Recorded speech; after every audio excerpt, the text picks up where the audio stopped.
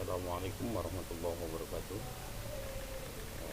Pada pelajaran kali ini saya akan membahas tentang al-asmaul khamsah, yaitu isim yang 5. Kenapa dikatakan isim 5? Karena isim ini memiliki tanda-tanda khusus ya. Disebut 5 karena lafadznya ada 5. Satu, abun, artinya bapak. Yang kedua, akhun, artinya saudara laki-laki. Yang ketiga adalah hamun, artinya paman atau ipar. Hu, artinya mulut. Zu, artinya yang mempunyai. Nah, dari kelima isim ini memiliki ciri-ciri khusus ya di dalam perubahan di dalam kalimat. Saya ingatkan lagi: abun, akhun, hamun, hu, dan zu. Ketika dalam keadaan rofa, coba perhatikan di kolom pertama. Abun, misalnya bapak. Ketika dalam keadaan rofa, maka jangan dibaca abuka, tapi tambahkan waw antara bun dan ka. Jadi abuka, tandanya dengan waw. Akhun, akhuka. Hamun, hamuka. Fu, tambahkan jadi fuka. Zu, ini dalam keadaan rofa, zu.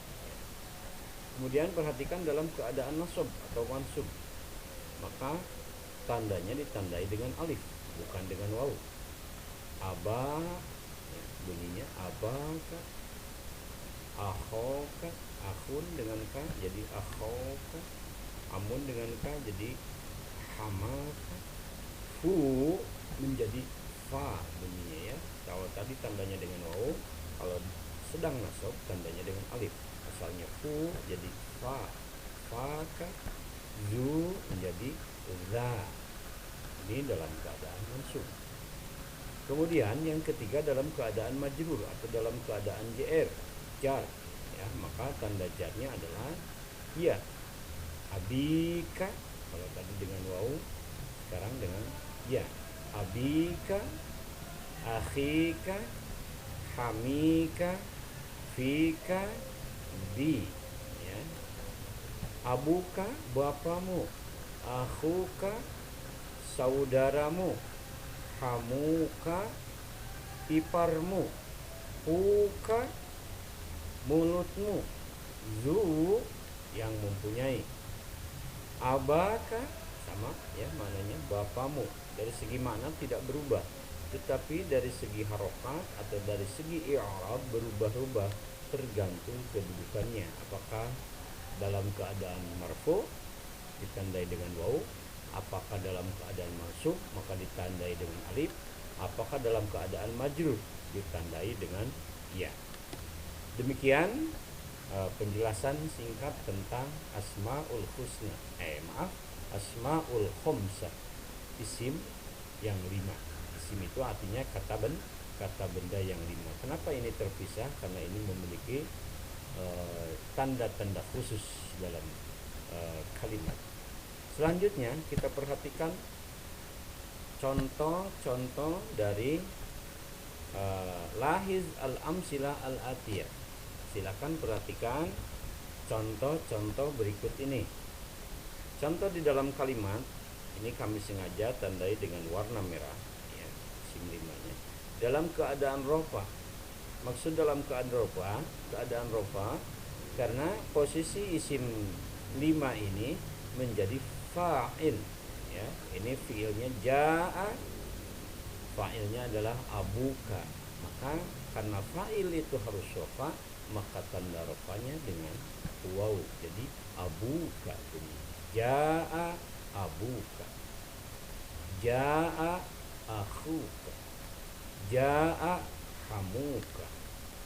Fuka nadhifun, mulutmu bersih, mulutmu harum.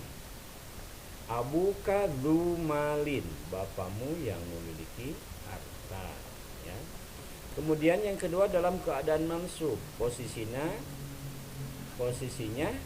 dalam keadaan mansub itu apabila menjadi maf'ul bih. Ini terdiri dari fiil dan maf'ul dan fa'il.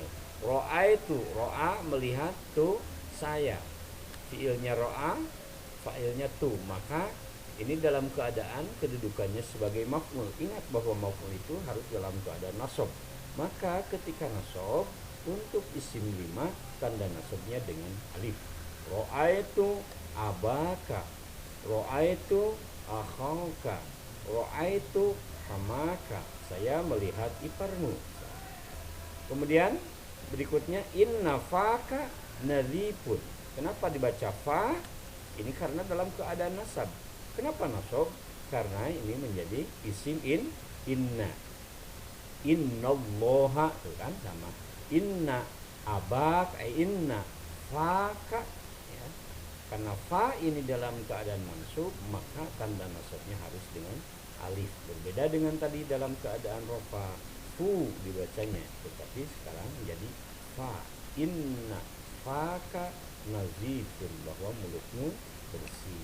Selanjutnya, ra'aitu rajulan zamalin. Ini kedudukannya sebagai kata sifat. Za ini sebagai sifat. Dari apa? Dari rajulan. Ra'aitu, saya melihat, ini terdiri dari fi'il fa'il. Rajulan, seorang lelaki, zamalin, yang mempunyai harta. Kenapa dibaca za? Karena menjadi sifat dari rajulan, ya. Rajulan ini artinya mansub, maka harus dinasabkan, tandai dengan alif. Selanjutnya isim 5 dalam keadaan majrur. Iltaqaitu bi abika, iltaqaitu, saya bertemu bi abika, dengan bapamu, dengan ayahmu. Perhatikan kata abika yang ditandai merah karena ini kemasukan ba. Ingat, ketika isim kemasukan haraf jar diantaranya ba, maka harus dijarkan. Tanda jarnya untuk isim 5 adalah dengan iya. Bi abika, ya. Iltaqaitu bi akhika. Maaf, ini banyak lewat. Nah, kita tulis dulu. Iltaqaitu